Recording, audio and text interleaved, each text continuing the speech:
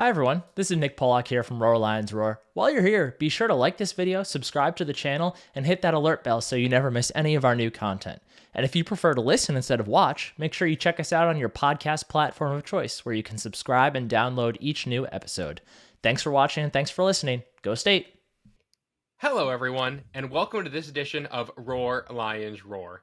I'm your host tonight, Matt Filipovitz, joined tonight by two phenomenal co-hosts in alphabetical order in terms of name. We have Mr. Bill DeFilippo. Bill, hello, how are you? What other thing would we be in alphabetical order? I was trying to think of a joke, but I couldn't think of anything. Nick, I'm of Italian ancestry. What ancestry are you of? I'm of German. Apologies if you can hear the dog. We're dog sitting, standing literally right outside this door, holding a squeaky toy, squeaking it. I am mostly German, also Czech. All right, so yeah, you would. Well, Nick Pollock's also. You would have me beat if we were going alphabetically in terms of where our ancestors are from. So there's that. Nick, hello. Excellent. Welcome to the podcast. How are you? It's our first three-person podcast in a minute. Nick, what's new? Nothing much since we last spoke. I'm ready to defend my crown here. Yeah, so I'm so excited for this podcast. This is my favorite podcast we do every year. First of all, it's the last podcast of the off-season pods. It's the final one. Next week, we shift into game week mode, and I'm amped for that. But this is, you already know it from the title of this podcast if you clicked on it, which, first of all, hey, hello, thank you for clicking. We're glad you're here. We're Roar Lions Roar. Be sure to like and subscribe on YouTube and follow us on your favorite podcast platform of choice. Also, follow us on Twitter at RLRblog. But we are here to do our Penn State player over-unders for the 2023 season. For reference, Nick is the reigning champion, even though I'm the one who literally creates the over-unders. This is my own game. I set the lines, and Nick beat me at my own game last year. And from what I've heard, Nick, you are feeling pretty confident about your ability to defend this crown. I'm feeling very confident about my ability to defend this crown. I feel very confident in all my picks this year. All right, fair. Bill, how are you feeling? So for the first time, you guys have both seen the over-unders. We have 9 of them. Bill, how are you feeling about this? You know, I okay. I don't feel strongly one way or another on this. I don't feel the need to celebrate being able to beat Matt in something, as I did when we drafted our 7-on-7 teams and Matt picked Tyler Warren first overall. That's right. He can run. He can pass. He can do it all. Matt, you got beaten like you stole something, brother. That's true. I did. But we're not here to rehash the past. Fellas, let's dive right in. This is the first over-under I have set for Penn State in 2023. We're going to rotate who goes first. But to start things off, we'll start with Bill. So, Bill, over-under 1.5 running backs with at least 900 rushing yards for Penn State this fall. So I mentioned this to Matt before the podcast, and we're playing a little bit of a game within this game. And what this game is Matt will present the over-under. This one will go to me first, but I will be the one who is playing this game.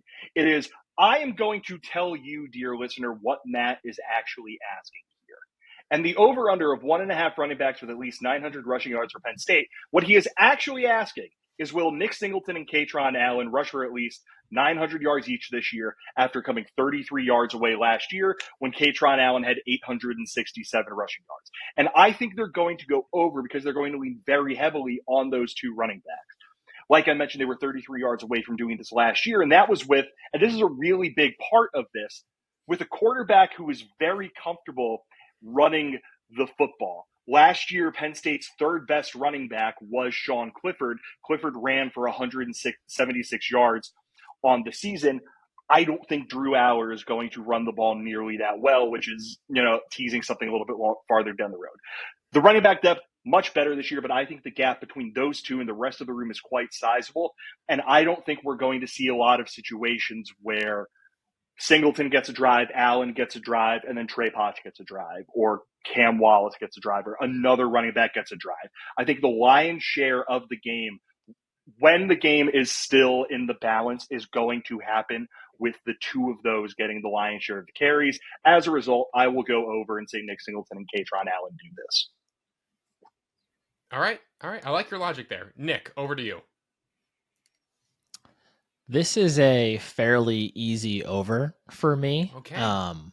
As we've said on previous podcasts, I am, I am the conductor of the Katron Allen train. I love Katron Allen. I think he's a phenomenal running back. You could have put this at 999 rushing yards and I would have said over. I think both these dudes are going for 1,000 yards this year. To me, the biggest thing, to Bill's point about the lack of Sean Clifford playing a role here, to me, the only thing that might hold this back is actually what seems to be an improved running back room overall, in that I think Trey Potts and Cam Wallace is a better, 3, 4, et cetera, in the room, as opposed to last year when we had Kevon Lee for the short amount of time he was healthy, Devin Ford before he decided to call it quits for the year before transferring. I just think that this room overall is deeper, so that could be the only thing that holds them back. But they're also both just so good, and I think Penn State's offensive line should be improved, that I think there is. I don't think there's going to be anything that stops this from being a fairly easy over in the end. Wow, I am floored by both of your answers. Both have very very sound logic, but I'm on the under here. I think one guy is going to hit this number, and that's not a knock on anybody's talent in this room, but I think Trey Potts came in as, I believe, a fifth-year guy in college football now. I think he understands what his role is going to be, but I think it's such a priority to keep Nick Singleton and Katron Allen with as little tread on their tires as possible, not only for this year, but also for next year. So between Trey Potts, there's never been a running back to redshirt under Jaywan Sider. I think one or both of Cam Wallace and London Montgomery are heading that way, but it would not surprise me at all if in like Delaware and in the UMass game, or maybe in like the Indiana game, if it's like a preseason game kind of vibe for Allen and Singleton, and you bring in these younger guys to go out there and get that lion's share of the reps. And that's where I think it's going to come back and bite them in the butt. I think Penn State is going to be a very run-heavy team, but I think there's, even with the subtraction of Sean Clifford from the rushing equation, I just think having 5 scholarship running backs in the room, with feeling confident at least 3 of them, probably 4 of them, are going to get a pretty good amount of carries relative to their standing in the pecking order.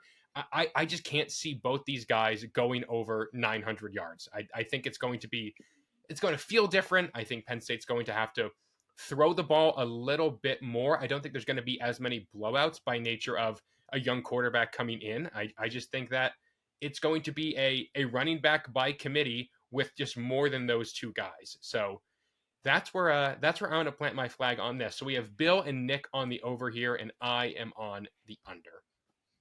So question 2. All right, so flip 0 for 1. Wonderful. All right, fair enough. Nick, over to you. Over under 44.5 sacks for the Penn State defense. So I think this is an over. Last year, what was it, like 42.5? 43 last year, something like that. Yeah, 43, 42.5. Yeah. So I think this is an over. I don't think it's necessarily that. I mean, I do think the defense is going to be better. I just think it's a slightly more pass rush inclined version of the defense than last year's was, which could end up hurting them in the run defense game as a result. But I think this defensive tackle group is a little bit more pass rush inclined. Obviously, we're expecting really big things from Chop Robinson, Adisa Isaac, Janai Dennis Sutton. I think Curtis Jacobs and Abdul Carter both going to have really big years in terms of sacks. And, most importantly, it sounds like not to knock the duo that was Joey Porter Jr. and Kalen King, because that was an incredible pairing of cornerbacks. But it sounds like, Kalen King this year and Johnny Dixon could potentially be an even better pairing.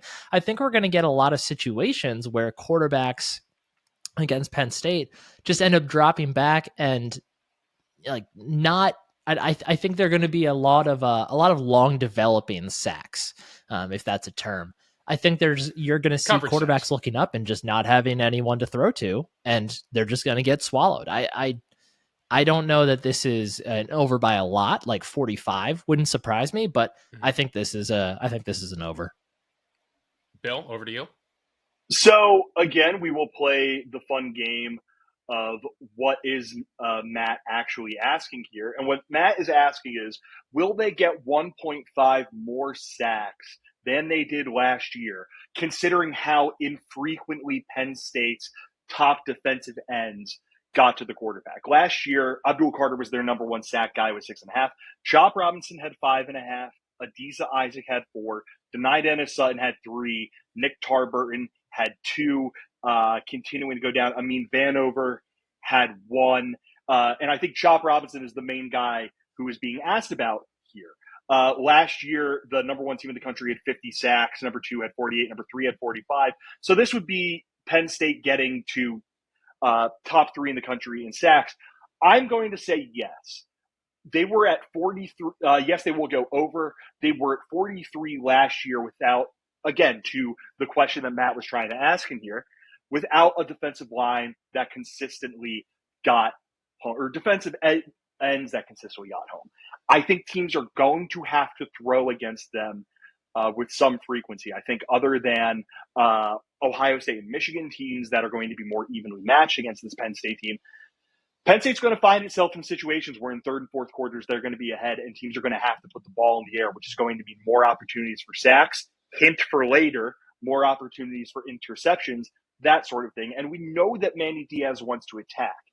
The one question that I have in here is I am curious if Penn State, with the ability that it has off the edges, primarily with Chop Robinson, Adisa Isaac, and Denai Dennis Sutton, if that leads to Manny Diaz blitzing a little bit less, dropping 7 dudes back in coverage, and making it so they say, okay, we know our pass rush is going to be able to get home. We're not going to bring pressure from all over the place. We're just going to leave it to those guys. And maybe that means their individual numbers are a bit higher, but the units total number is a bit lower. I don't think they're going to do that, so I will say the over. I think they're going to bring pressure from all over the place and get to the quarterback with some frequency. But that's one thing that I'm keeping an eye on, especially through that first month or so of the season.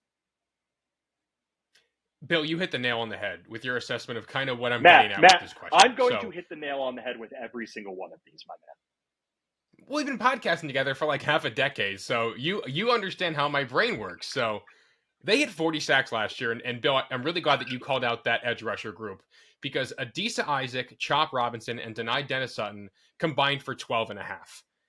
You take Tarburton out of the equation, who was a really good defensive end, but primarily a run stuffer, and you replace him now as that third starter with probably Denai Dennis Sutton.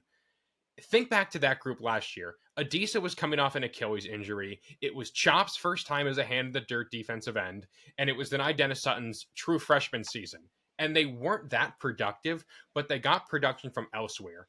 I think, Bill, you hit the nail on the head there with, I think they're probably going to drop a couple more guys back in coverage. They'll still blitz a ton, but I think on those third and intermediate routes, you can really get away, and the third and long routes especially, you can get away with dropping guys in coverage and letting this unit go to work. So I think they're going to hit 45 pretty comfortably. This is the one, honestly, I feel the most confident in. I think between that group of edge rushers of those three, between the defensive tackles kind of shifting away, there's not really a PJ Mustafa. I think Hakeem Beamon and Kazai Izzard are more explosive on the interior, let's call it. They're not so much these big guys who are going to stuff the run. They're going to get penetration. And then, of course, Abdul Carter, Curtis Jacobs, whatever you get from the guys in the secondary who are going to come and bring pressure. This feels like an easy over to me. So all three of us unanimously on the over of this one. And Bill, we'll go right back to you for this one. We'll flip back over to the offense. Over under 24.5 passing touchdowns for Penn State quarterback Drew Aller. So what Matt is asking here is, will he throw one more touchdown than Sean Clifford threw last year? Sean Clifford threw 24 touchdowns last season. Is Drew Aller going to throw for more than that. And I believe 24 also. Real quick, Bill. This was the number that I set Clifford's at last year as well. If you go back to last year's edition of this pod, I also set his number at 24.5. Yeah, and I also believe 24 was Clifford's career high for touchdowns of the season. And Correct. I'm going to say under. And it's not because I don't think Drew Aller can't do that. It's not for any reason like that. It is, at the end of the day, this question is not a question about Drew Aller. It's a question about the philosophy of how he has brought along by Penn State's offensive staff. Because I think that first month or so of the year, they're going to really lean on the running game. They're going to really lean on what they have along the offensive line and what they have in the backfield, in part because, Aller's a new quarterback. They want him to get used to game speed. They want him to build up trust with his wide receivers. They want those wide receivers to grow, because it really does sound like going into the season, Penn State feels good about 2 wide receivers. And then it's just kind of this hodgepodge of trying to figure out who's going to be next. So if we get through the first 5 games of the season, because I believe there are 5 games in September this season, and Drew Aller has 7 touchdown passes, I wouldn't be stunned. I do think he is going to finish a lot stronger than he starts. Again, in large part because I think they are going to bring him along slowly because they have that luxury. But I will say he goes just under on this one. All right. I totally get that. Nick, over to you. This is another over for me. And for me, it comes back to something I bring up quite often on this podcast is that James Franklin understands optics. It's also, the main reason that I disagreed with your assessment on the running backs, in that they'll be splitting that many carries. And, I really disagree with the idea that they'll treat like the UMass and Delaware in those games as like preseason tune-up types, because those are really great opportunities to eat up yards and pump up those stats. And that's something they care about. But I think James Franklin knows some of the expectations that have been placed on the shoulders of Drew Aller. I think he knows that he's getting a lot of attention nationally when we see guys like Josh Pate from, is he on 3 now or no? He's still 247? Wherever he is. 247. He's been talking about him a lot. Like he is somebody that lots of people across the country are talking about. And I think Franklin understands that if he can, get his stats looking pretty respectable, not only are you vaulting your guy into, a possible Heisman discussion, but you're also getting him, on those early boards for next year when he should be presumably even more of a candidate for that award. So I think this is an over. I think we might see a fair number of shorter touchdown passes. I also do think the running backs are going to be more involved in the passing game this year, which I think plays a factor here as well. So for me, I think this is an over. I don't think it's a lot. I think it's like 25-26, but I think it's an over. Nick, I'm with you on the over here, and for a couple reasons that actually you mentioned. Going back to that point about the UMass game and the Delaware game kind of being tune-up games, the running backs don't need tune-up games. You know who needs to throw the ball a lot in game action? It's Drew Aller. That's what it comes back to. It wouldn't surprise me if he has like a 4 or 5 touchdown performance in that first month of the season, because the staff wants to see him get those game reps. And if he's, pushing that pace early on, it's only going to trend in a more positive direction. Teams are going to respect Penn State's run game from the gate this year. They didn't do that last year because they had no reason to. Between the running backs being more involved, taking Cliff's running game out of it. Cliff ran for a good amount in the red zone, especially. You take that out of it, that's more balls that are going to be up in the air. You factor in this tight end room, which I think is going to be probably 2 of Drew Aller's favorite targets, with Theo Johnson and Tyler Warren catching balls. They're going to be huge mismatches. So I'm with Nick on this one. I think it's probably around 25, 26, 27. That feels about right. But just in between the reps they want to get Aller, how many times I'm sure they want him to throw, and with how much teams are going to respect that running game, especially when they're going to tighten up in and around the red zone, this one feels like it's heading for the over for me. So shifting our focus now from guys who could be throwing interceptions to a defense that I think is going to generate a lot of interceptions. And Nick, we'll kick things off back with you. Over under 14.5 interceptions for the Penn State defense this fall. Now, if I remember correctly, last year, was it 14 or was it 13? 13. Let me check. It was 13 last year. 13, yeah. Or wait, no, it was 14. So Sorry. I think, okay. Regardless, I think this is an under. Okay. And I don't think it's because there's a lack of talent in the secondary. I love this secondary. I think it's going to be an incredible unit, but it more goes back to, my line of thinking about the team sacks going over 44.5. I think that the reputation that Penn State's secondary holds going into this season is one that quarterbacks are going to be really, and offense coordinators are going to be really fearful of for the most part. And I don't think you're going to see quarterbacks taking too many, toss up chances against them because they know they're going to make them pay. So kind of for the same reason that I think they're going to go over on sacks, the number that we put there is the same reason I think they're going to go under on interceptions. I don't like, I would feel pretty good about saying they get exactly 14. I just don't know that they go over that because I don't know if they're going to have as many opportunities, to get them. I think we're going to see that production kind of flip around in terms of sacks instead, because I think, opposing offenses, you'd rather take a sack than turn the ball over. And I think we're going to see a bit of that this season. Nick, last year you said you know for a fact that a defensive lineman is going to get a pick because it happens every year. Do you back that up once again this year, and do you have a pick for defensive linemen to get an interception? I do. I still cling firmly to that belief. I'm feeling a denied Dennis Sutton pick 6 this year. Wow, that's what I'm pick 6. Okay, Lucetta-esque. Yeah, I like it. Yeah, that's like what I'm feeling. Bill, over to you. Over under here, 14.5 picks for this defense. So, and if you have a defensive lineman interception pick, throw that in there too. No, I don't. But yeah, Matt is asking again, will they have one more interception they had last year where they had 14? And I'm going to go over. What this question and the over under question for sacks asks, they would need to get in order for this to work. So kind of going off of Nick's point of opportunities, they would need to get 1.5 more sacks and 1 more interception in order for both from last year, in order for both these to hit. And I think that's totally feasible. Again, going to something I said a little bit earlier, which is that yes, they have the talent to do that. They are going to have a ton of talent on this defense, especially in its back seven to intercept passes. But the big thing here is going to be the game state that they are facing.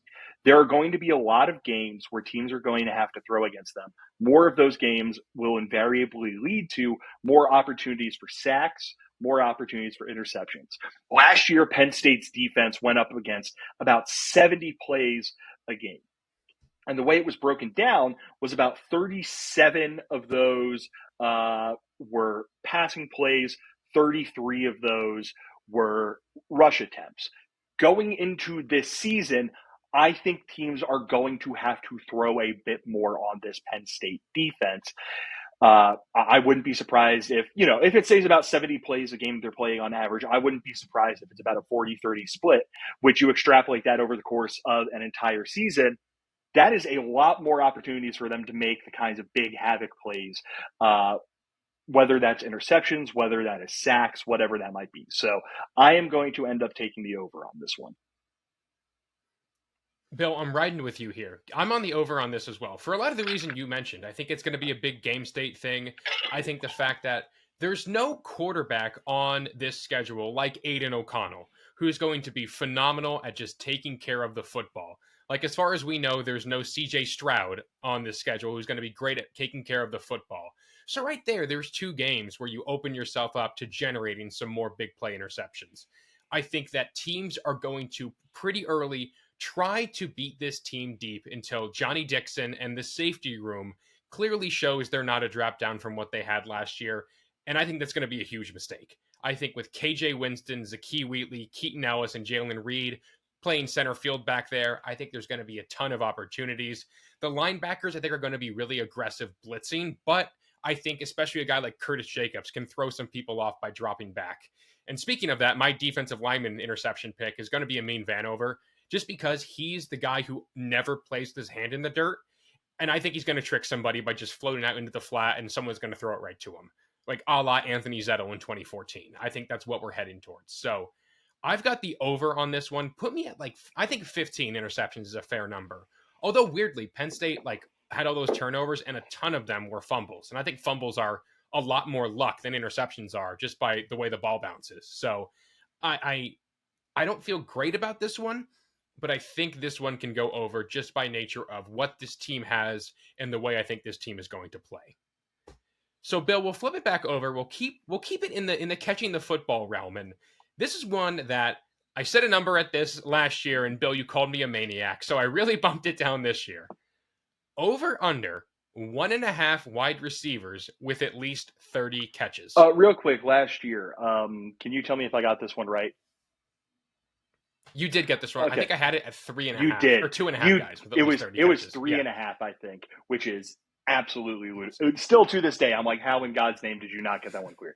But yeah, what Matt is essentially asking with this one is, will they have the same amount of guys doing this as they had last year? Last year, Penn State had 2 wide receivers in Mitchell Tinsley and Parker Washington, who got at least 30 receptions. Brenton Strange hit 32, but obviously wasn't a wide receiver. Keandre Lambert-Smith was at 24. I think they will go over with basically the exact same, exact same number of just 2 guys who are going to be doing this. They did this last year, and I think that at least heading into the season, the wide receiver might be even slanted towards, we have 2 dudes and then we have everyone else than we saw last season when they had that consistent third option, or a more consistent third option, a more established third option in Keandre Lambert-Smith. And then obviously Trey Wallace was in there as well. Heading into this year, it seems like Keandre Lambert-Smith and Trey Wallace are established, 2 guys that we are going to know and trust throughout the season. And then it's just trying to figure out who is going to be there next. And I think, again, that first month of the season, at least in the lead up to the games against Illinois and Iowa, it's going to be a lot of, all right, let's see what we got from Dante Cephas. Let's see what we got from Liam Clifford. Let's see what we got from Amari Evans. Let's see what we got from Caden Saunders. This, and this. So I would not be surprised if we get to through the first 3 games of the season and both not Mitchell Tinsley, he did that last year. Keandre Lambert-Smith and Trey Wallace are at 15 to 20 receptions each. And then other guys start to catch up to them. Other guys in the wide receiver room start eating into the number of targets, receptions, etc. as the year goes on. But to start the year, I think they are going to build up enough of a cushion that they will get there. And I think everyone else will have to play catch up and they will not be able to. Plus, you add in the fact that Penn State's going to have a very good tight end room. Penn State's going to have a very good very good pass catchers out of the backfield. And I just think it's going to be 2 wide receivers putting up kind of those raw reception number totals and then everybody else. Nick, over to you. Yeah, so Matt, I think that this is very close to equally as insane of a prompt as last year's was, because I think this is a remarkably easy over. Wow. I don't see any world in which 2 receivers don't get at least 30 receptions this year. We presume them to be Keandre Lambert-Smith and Trey Wallace. That's who I would assume. But yeah, kind of like Bill said, I expect it to play out pretty similarly to last year, and that you'll have those 2 guys that are, I think, end up being over by a pretty healthy margin. I think one guy ends up being, right around it, maybe even surpassing it. Like, I think one of Dante Cephas or Amari Evans, Liam Clifford, or Caden Saunders, I think probably ends up around like 28, anywhere from 27 to 32. I don't see any way that this offense works if that is not the case. And I think this offense is going to work. So I understand your rationale in that, 1, you got clowned last year for this. And then 2, obviously we expect a lot from the run game. So we, expect that to take over. And I know you're really big on the tight ends, as we all are. And I know you think they're going to be potentially, as high as Aller's top 2 targets. I know you've said a couple times, but I don't really see any world in which Lambert Smith and Wallace, barring injury, whoever steps in for one of them if they were to get hurt. I don't see any way that they both don't surpass this number. I disagree with you guys wholeheartedly. I'm on the under here. I don't think there's anybody in this room that I know of right now, at least, that I'm as confident can produce on a consistent level as I was with Parker Washington and with Mitchell Tinsley. That's not an indictment on the wide receiver room like it sounds like it is. I think there's a lot of guys in this room with 25 catch potential. And I especially think there's one guy in this room, Keandre Lambert Smith, with like 45 to 50 plus catch potential. So in between that, I think, a tight end room in Theo Johnson and Tyler Warren, which is going to feature, I think, two of Drew Aller's top 4 favorite targets. And that's where I think this is going to come into play. I think Theo Johnson and Tyler Warren are going to be as big, if not a bigger part of this offense than Strange and Johnson were last year. You factor in improvement from the running backs in the receiving game.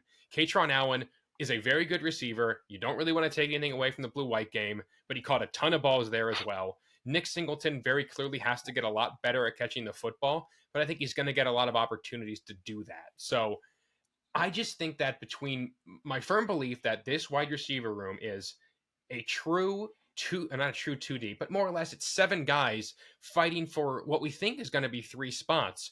But if they go 12 personnel as often as I think they will, then it's more like 7 guys fighting for two spots. So that's where I think this comes into play. I think the receivers are going to be really productive. I think a lot of them are going to put together nice seasons, but I think both of Penn State's tight ends can be all Big Ten caliber players. And that's where I'm going to disagree on that. So can I push back against one thing you said in there? Yeah, go for it. So you said that you don't think that they're going to have 2 guys who are as productive as Mitchell Tinsley and Parker Washington. Can we agree you said explicitly that? Correct. Okay. They don't have to be as productive as those guys because Tinsley had 21 more catches than 30 receptions, and Washington had 16 more receptions than 30 receptions. So basically, you need to take the 97 receptions that those 2 guys had, and you can allocate them throughout the room as long as Harrison Wallace is getting 11 of them and Keandre Lambert Smith is getting 6 of them, along with, Brenton Strange's 32, which can also be allocated out however you want. Like, they don't have to be, they don't have to be as productive as those guys. They could be considerably less productive than those guys, and this one can still hit. Right, but think back to last season, but I'll push back a little bit there. Who were the guys who had chances to step up when Parker got hurt, or when Tinsley wasn't exactly what he was at Western Kentucky? It was really just Keandre Lambert Smith, and that was pretty much the option for guys who can step up. There's so many guys in this room now, and the fact that nobody stepped up and taken that third receiver role, like Dante Cephas, it could be Amari Evans, Caden Saunders, Liam Clifford, like Malik McClain, Malik Mega, who even knows if you want to go that far down. I just think that there's no clear guy or no clear 2 guys to step up, which makes me think it's going to be spread out a little bit more, would be my pushback there. All right. I will again say that, like, the bar is lower than having to meet the production. Like, if this question was 40 receptions, maybe then I would have a little bit more trouble with it. But, like, I don't think with how far down, big of a step down it is from what Mitchell Tinsley and Parker Washington were able to accrue last year to where they need to be for this one to hit. That's why I will say over. All right, fair. Bill and Nick, do you guys have picks then on who these receivers will be? You can say your 2, or if you think it's going to be 3, throw in a third guy. Nick, we'll start with you.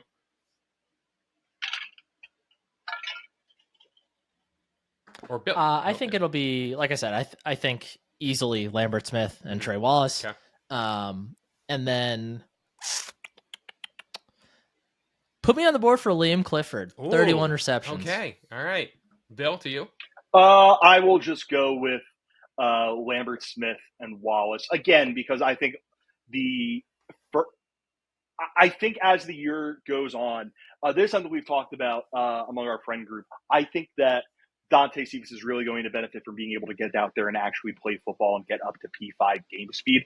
But I think that those 2 are going to just build up a bit of a cushion by the time that guys start establishing themselves a little bit, that I will just take those 2.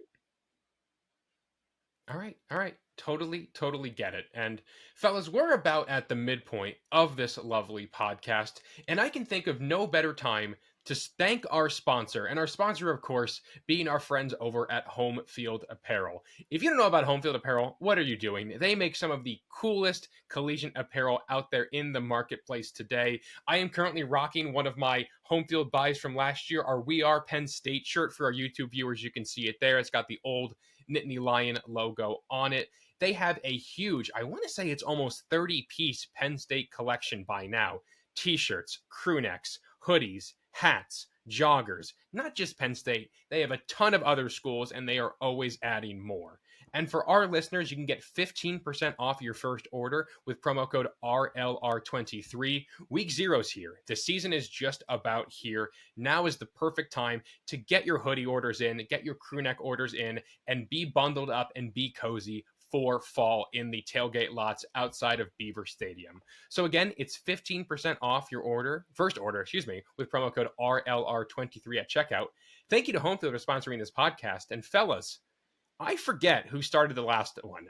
So the next one, Bill, I think we're over to you to kick us off here, if I'm not mistaken. But over, That's right. Is it you, Nick? No, it's me. No, I did the last one first. All right, so it's Bill. Over under. This is what I'm really curious about. 20.5 sacks allowed by the Penn State offensive line. So what Matt is asking is, will they allow one fewer than last year when they allowed 21? Or will they allow fewer than last year when they allowed 21? And I'm pretty sure Matt is going to say under on this one exclusively because of the offensive line. And the offensive line should be better this season. And I agree that the offensive line will be better. I don't think it will be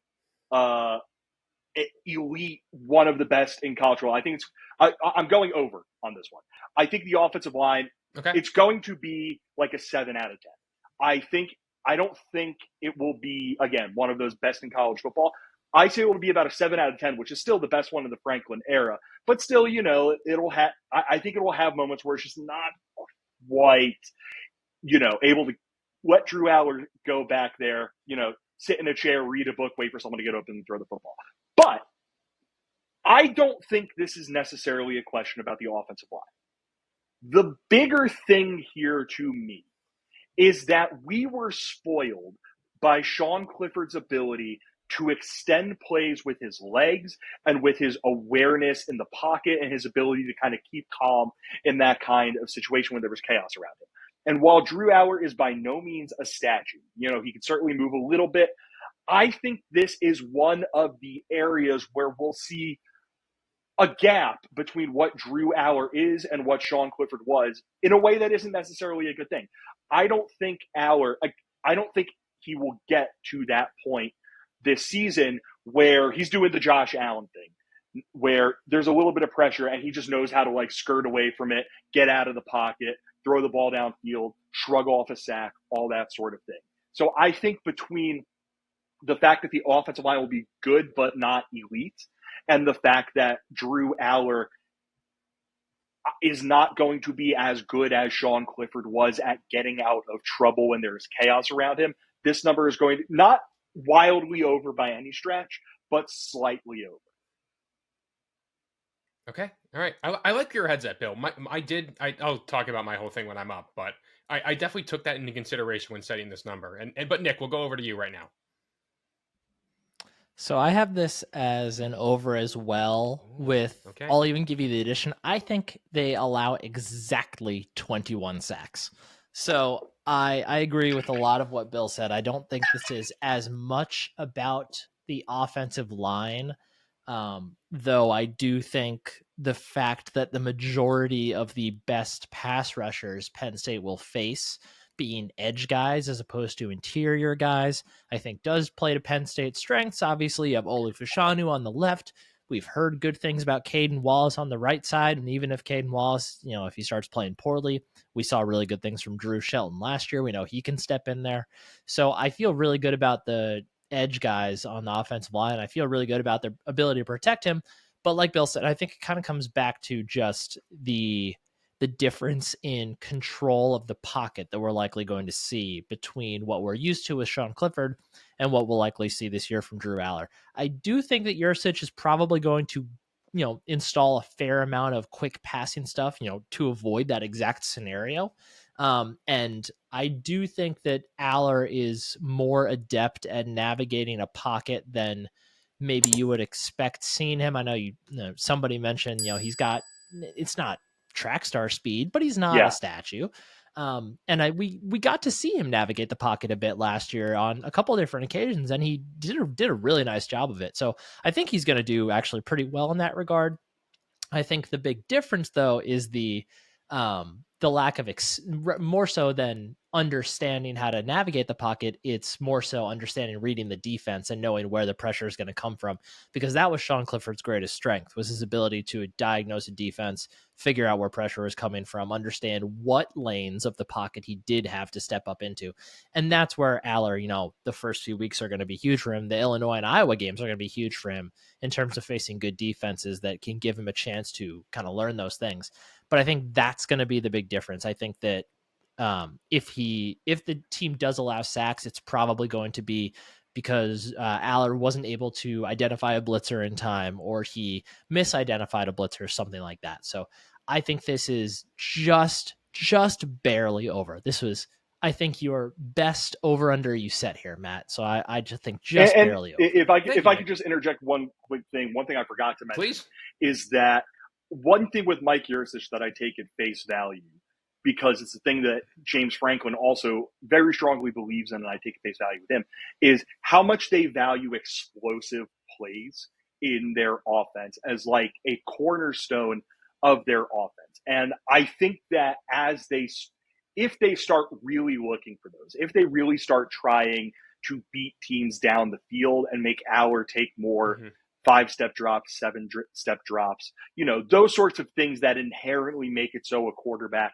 holds on to the ball longer, I think that is going to also be another, I don't necessarily think it's just that I don't think the offensive line is going to win the Joe Moore Award, or I don't necessarily think that Drew Aller is going to be able to dance out of pressure. I just think it's because of explosive. I think all these little things kind of come together and lead me to want to go with the over. Not want to go. I would prefer if the number here was 0, but think the over is the correct answer here. Nick, you both really convinced me. Nick, I'm really glad that you said this was the best over under I set, because this is the one I had probably the most trouble with.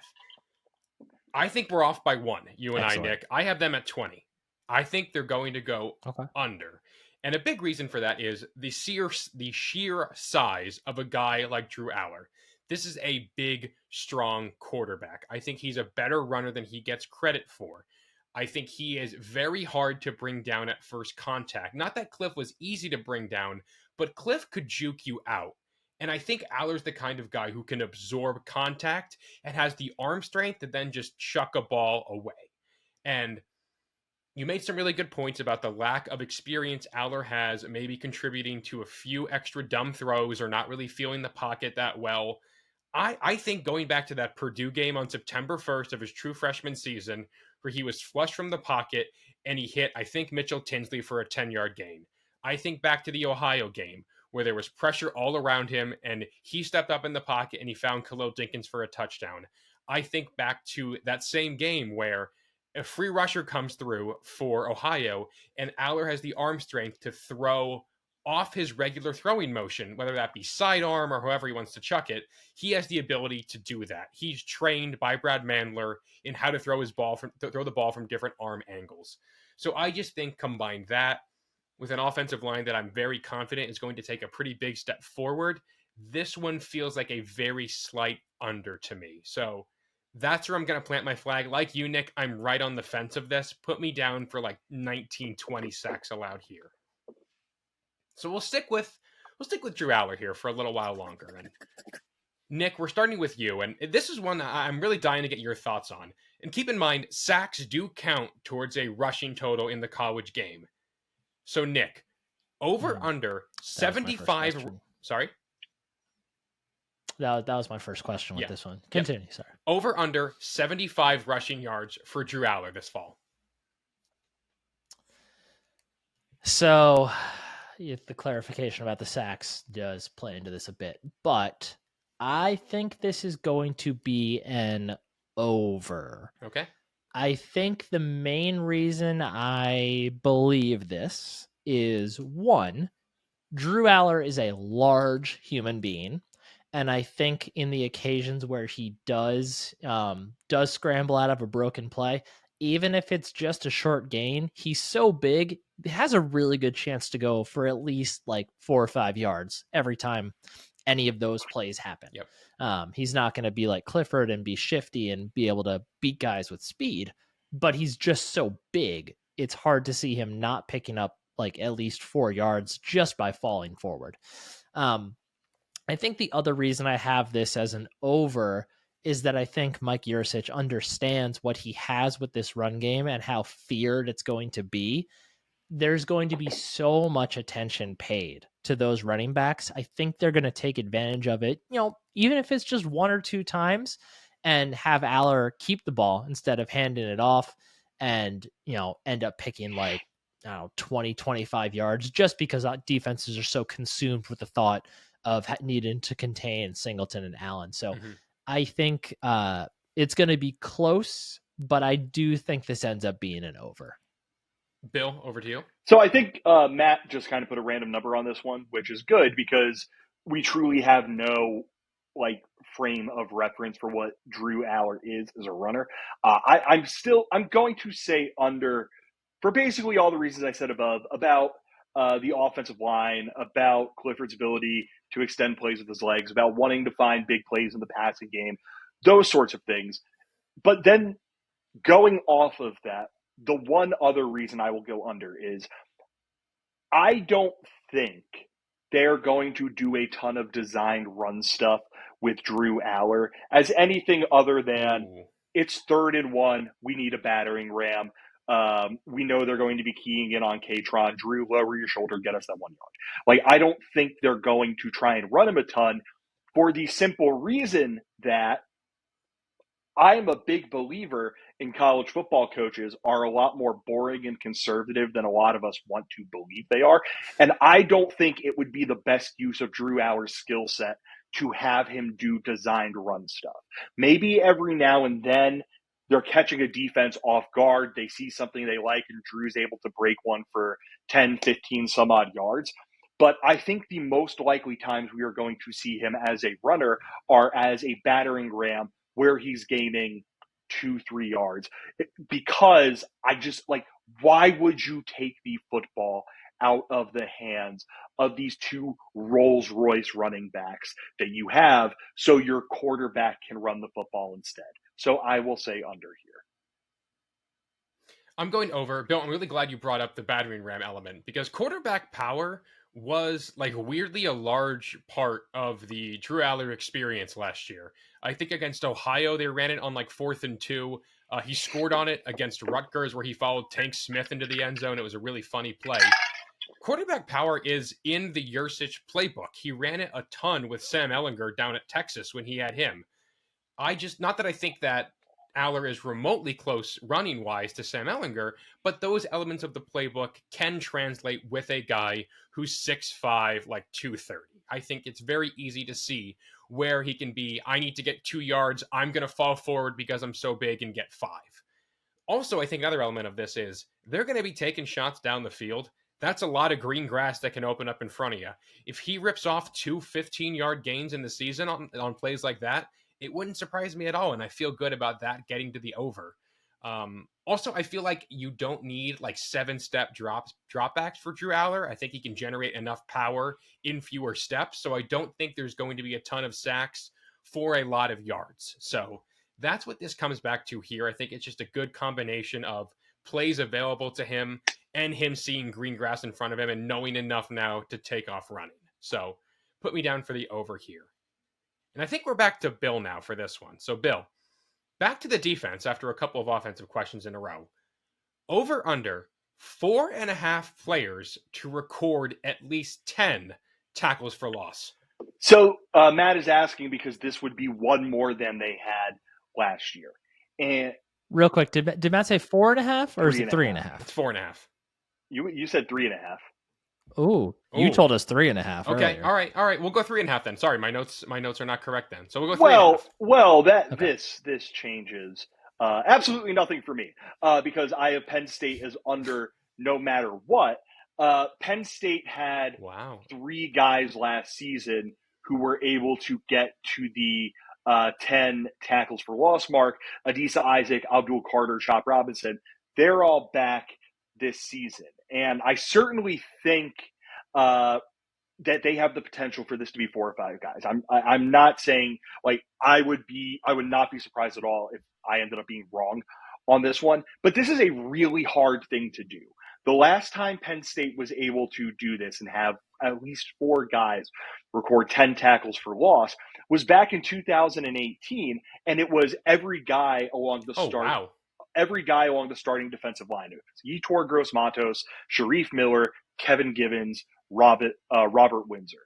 And this is a really... That was a Micah team too. That's crazy. It's a really difficult thing to do. And I also think their ability to attack from a bunch of different places and rotate guys, particularly along the defensive line, could be something that works against them with this one. Would I be surprised? Last season, they had those 3 who were at double digits, 11, 10.5, and 10. Then they had Curtis Jacobs at 7.5, Jair Brown at 7, Hakeem Beamon at 6, Nick Tarburton at 5.5, Johnny Dixon at 4.5, Amin Vanover at 4.5. Like a lot of guys who record tackles for losses. I would not be surprised at all if this happens, but getting to that 10 benchmark is just a pretty tough thing to do. So I will say under on 3.5. All right. Nick, over to you. Well, to be consistent with my theme of what I think opposing offenses, what the conundrum I think they're going to be in against the secondary, I have this as an over, just barely. All right. I think Deni Dennis Sutton, Chop Robinson, Adisa Isaac, all get it. I think one of them is like literally at 10, like just barely. And then I think one of Abdul Carter and Curtis Jacobs, I assume Abdul Carter is also going to do it. I think the main reason I think this, like I said before, I think the secondary is going to lock up guys, really well and I think they're going to be a feared enough turnover team that teams aren't just going to want to throw it up. And I think it's going to lead to more sacks. But I feel really good about this trio of defensive ends. I think we still could see some Deni Dennis Sutton shifting inside on some rush packages. I think that could help put him in position for more tackles for loss as well. But for me, this is just barely an over, despite how historically, difficult it is, as Bill just laid out. Bill, real quick, do you have names for guys you think will hit 10? I know Nick rattled off his 4. Do you have picks for how many and what guys? Keon Wiley, KJ Winston, Malik Mega. No, I mean, I love it. I'd probably just go with the same guys who did it as last year: Adisa Isaac, Abdul Carter, and Chop Robinson. Okay. Bill, I'm with you here. I'm on the under, and for the same reason, I think. Well, are you on the under at 4.5 or 3.5? Both. Okay. We'll stick with 3.5 because Nick already made graphics, and the graphic number is for 3.5. No, so, it's also that's what you told us this was going to be, brother. Right, fair. Spoiler, I also didn't do that yet. Okay, so. All right, well, we can still change it. Anyway, I'm going with 3.5 on this front. Again, just for the same reason Bill said, it's just so many guys have to do it. And I think that with how much Penn State is going to rotate at defensive end, I think Amin Vanover is going to get a ton of run. I think Zariah Fisher is going to get a ton of run. I think as the season goes on, we're going to see a lot more of like Tony Rojas in there. I just think there's too many guys who are going to be in like that 5, 6, 7 tackle for loss range for this to really hit. So I think this is going to be a very dominant defense. I think they're going to have a ton of tackles for loss, but my 3 guys to get to that number, I'm going to go with Deni Dennis Sutton, I'm going to go with Chop Robinson, and I'm going to go with Abdul Carter. And then I really do believe Adisa Isaac and Curtis Jacobs can get to 9, 9.5. I think they're going to just barely miss it. But I don't feel great about this one. I think it's going to be really, really close. And gentlemen, we'll close it out with our final over-under of the night. Bill, I believe we're starting with you. And the over-under here is 25.5 pass attempts per game for Drew Aller. I am going to go. First off, why I think Matt is asking this, I think he just might have thrown a number on this one. But Clifford was at No, actually, I didn't. Clifford was at 27 last year so if this hits the over, he's just right around where Sean Clifford, that's about the benchmark. So why'd you throw a 25.5 on this one, Matt? So this was modeled after a Big Ten quarterback that I think Penn State is going to try to emulate the plan for. I think it's pretty obvious who it is. Do you guys know? I will get to him momentarily. So, okay, so it's JJ McCarthy. Yeah. And one more caveat: this is his pass attempts per game in his starts. So I took out the first 2 games where they had that weird split with Cade McNamara. Yeah. So when it was the JJ McCarthy show, this was the number. So that's how I came to this. So I'm going with the over, and this is simple math. I'm about to read off a number of names and numbers at all of you, dear listener. This is every quarterback who has played under James Franklin. So James Franklin, his various office coordinators, all that. Sean Clifford in 2020. Is DJ Crook on the list? Just starters. So just starting quarterback, Sean Clifford in 2022 had 27 attempts per game. I'm doing a little rounding, 27 attempts per game. 2021, it was at 33 attempts per game. 2020, he was at 28 attempts per game. 2019, he was at 33 attempts per game. I didn't, for 2020, I didn't get Will Levis in here, but he was more the running quarterback. Sean Clifford, whatever. You were all alive in 2020, and if you weren't, why are you listening to a podcast? Trace McSorley in 2018, 28 attempts per game. 2017, 32 attempts per game. 2016, 28 attempts per game. And then Christian Hackenberg in 2015, 28 attempts per game. And 2014, 37 attempts per game, which is to say, if you're a Penn State, 37 a game. We're not talking about the 2014 season here, baby. 2000, which is to say, if you have played quarterback at Penn State, you've hit this number. You just hit this number straight up. So I'm going to say over. And then when you just look at trends in college football, here are the quarterbacks in the Big Ten East last year. The main starting quarterbacks, and I'm going to put 1 or 2 little asterisks on this one. Connor Bazelak at Indiana had 43 attempts per game. Taulia Tagovailoa had 33 attempts per game. Peyton Thorne at Michigan State had 32 attempts per game. C.J. Stroud at The Ohio State University had 30 attempts per game. Rutgers had a few different guys play quarterback, but in general, Rutgers threw the football about 28 times per game. And then, like Matt mentioned, J.J. McCarthy, on the year, he was at 23 attempts per game. When you took out those first couple of games, he's right about 25, 26.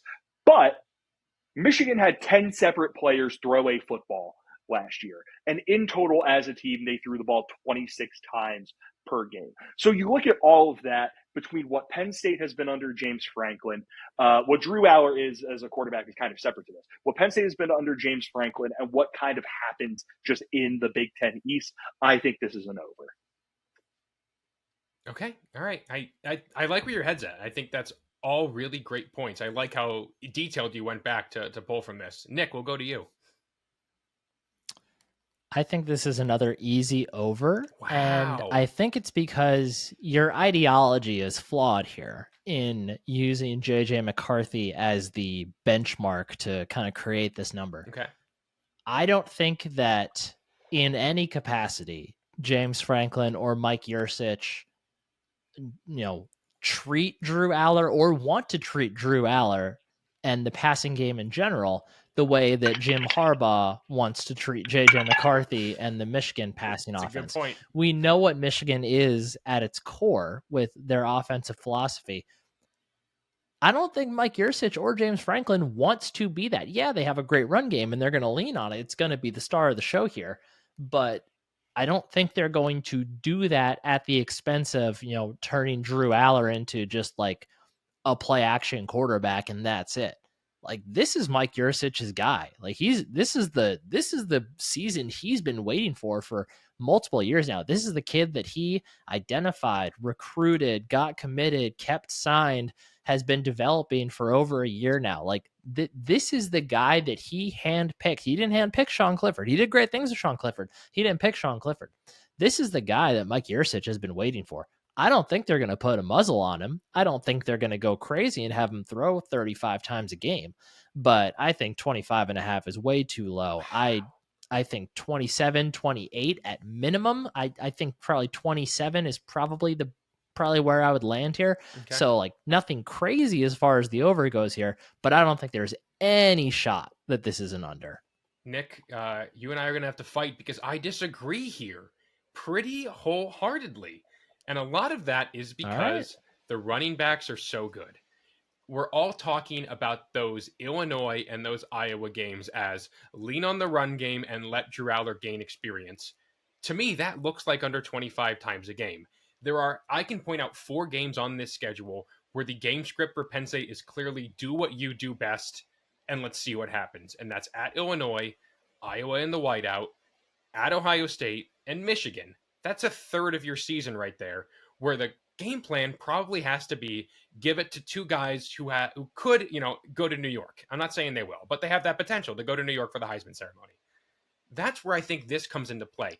They have to rely on what they know best, especially in the Illinois game, which I know scares people on this podcast, and the Iowa game, which is going to be a slugfest that Penn State, I think it behooves them to run the ball and get the hell out of there as quickly as we can. So that's where this comes into play. It's not that I don't think Aller is capable of this, but he's still a first-time starter. I know I've been the guy banging the drum and saying that doesn't matter. I don't believe that it does. But still, I think they can lean on a running game in a way that a James Franklin team at Penn State has never been able to do.